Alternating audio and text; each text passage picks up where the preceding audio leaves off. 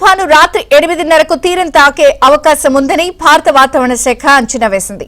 మచిలీపట్నం, కాకినాడ పరిసర ప్రాంతాల్లో తీరం దాటనుందని అంటున్నారు. ప్రస్తుతానికి మచిలీపట్నంకి 70 కిలోమీటర్లు, కాకినాడకి 150 కిలోమీటర్లు, విశాఖపట్నంకి 250 కిలోమీటర్ల దూరంలో తుఫాను కేంద్రీకృతమై ఉంది.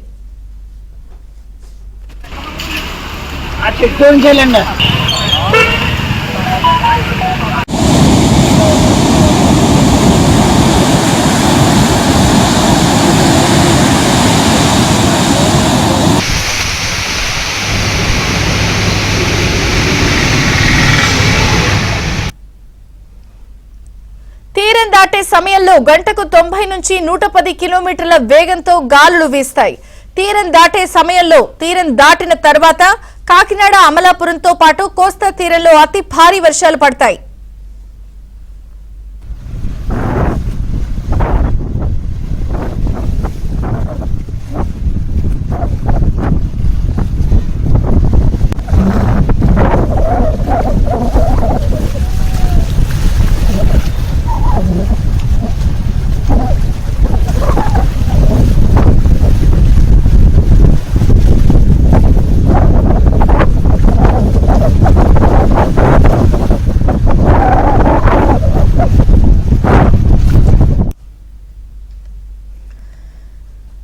మరోవైపు తుఫాను ప్రభావిత జిల్లాల్లో భారీ వర్షాలతో రహదారులపై ఆంక్షలు విధించారు.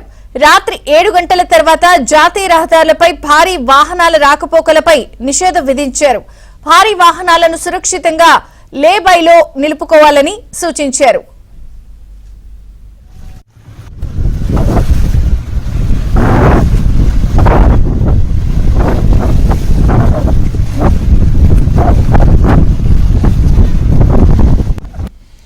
మరోవైపు ఉభయ గోదావరి జిల్లాల్లో పరిస్థితి భయానకంగా ఉంది. తీర ప్రాంతాల్లో చెవులు చిల్లులు పడేలా ఈదురుగాలులు వీస్తున్నాయి. 2 చోట్ల చెట్లు పడి 2 మహిళలు మృతి చెందారు. ఉప్పాడలో పరిస్థితి భీతావహంగా ఉంది. 2 చోట్ల రోడ్డుకు గండిపడింది. సముద్రపు నీరు ఊరిలోకి చొచ్చుకునే ప్రమాదం ఉందని స్థానికులు భయపడుతున్నారు.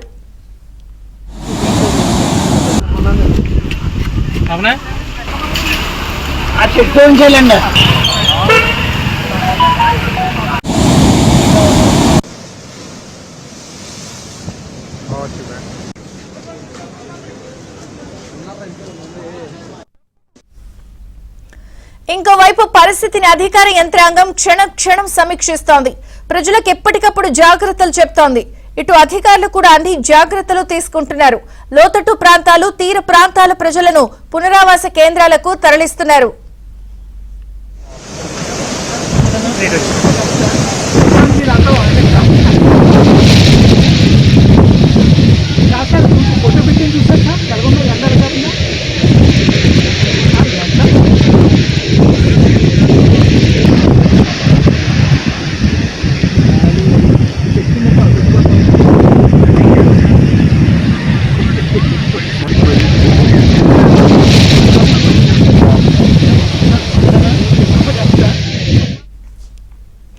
ఇక ముఖ్యమంత్రి చంద్రబాబు మొత్తం తుఫాను సహాయక చర్యలను పర్యవేక్షిస్తున్నారు. అధికారులకు సూచనలు చేస్తున్నారు. ఇటు కూటమి నేతలను క్షేత్రస్థాయిలోకి వెళ్లి సహాయక చర్యలు చేపట్టాలని సూచించారు.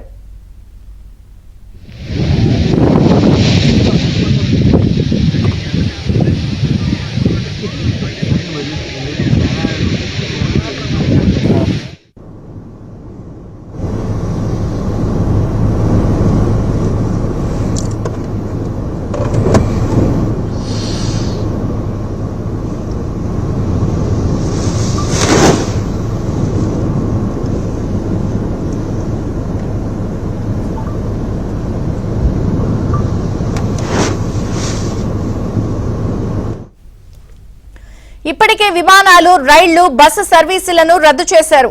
మత్స్యకారులను కూడా వేటకు వెళ్లొద్దని హెచ్చరించారు. ఓడరేవుల్లో ప్రమాద హెచ్చరికలు జారీ చేశారు.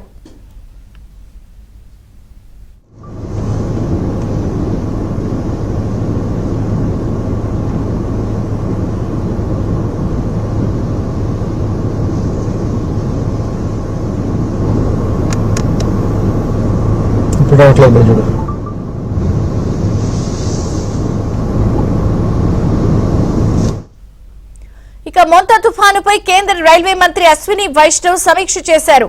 ఏపీ, ఒడిశా, తెలంగాణ అధికారులను అప్రమత్తం చేశారు. ప్రయాణికుల భద్రత కోసం రైళ్ల రాకపోకలపై 24 గంటల నిఘా పెట్టాలని సూచించారు.